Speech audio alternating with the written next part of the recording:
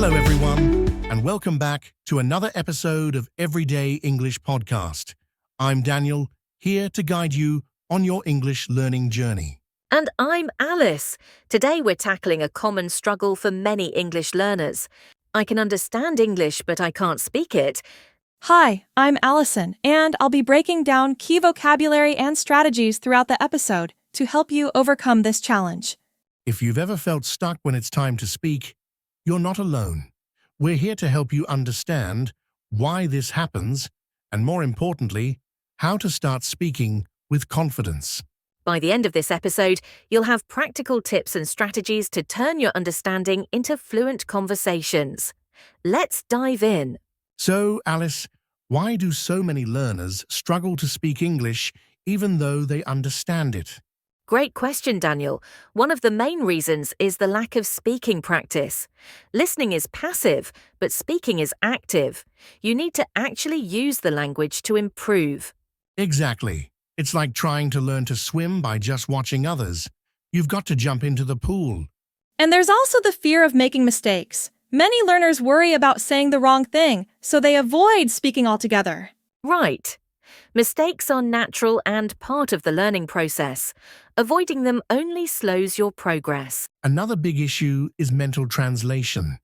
If you're translating every word in your head before speaking, it's exhausting and slows you down. And let's not forget thinking speed. If your brain isn't trained to think in English, it can be hard to keep up in a conversation. The good news, these challenges can be overcome with the right mindset and consistent practice. All right, let's talk solutions. How can our listeners overcome these challenges? First, acknowledge your fear. It's okay to feel nervous, but don't let it stop you. Start small. Practice speaking in front of a mirror. Mirror practice is great. It lets you observe your expressions and build confidence. Another effective technique is recording yourself. Play it back to identify areas for improvement and track your progress.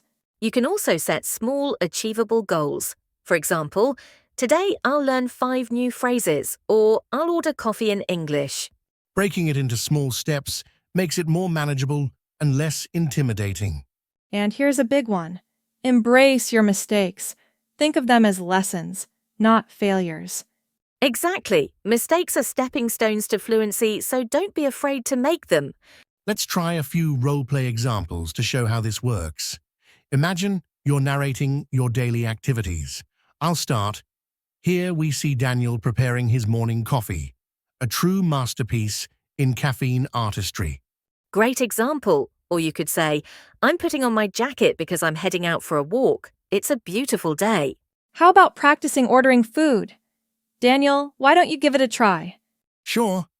Hi, I'd like a latte, please. And the barista might ask, small or large? Practice responding naturally. Large, please. These small steps add up and help build your speaking confidence. For those ready to take it further, try shadowing. Listen to native speakers and repeat after them, matching their tone and rhythm. You can also mimic your favorite actors or characters. It's a fun way to practice pronunciation and intonation. Another great technique is turning passive activities into active ones. If you're watching a show, try summarizing the episode aloud afterward. Or write a short review in English and share it online for feedback. And don't forget to actively use new vocabulary. Instead of just memorizing words, use them in sentences and daily conversations. So, to recap, start small, embrace mistakes, and practice daily. And remember, fluency isn't about being perfect. It's about progress. You've got this. Practice a little every day, and you'll be surprised by how much you improve.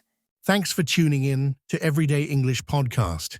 Share your favorite speaking tip in the comments below. And don't forget to subscribe for more English tips and tricks. Until next time, keep practicing and stay confident.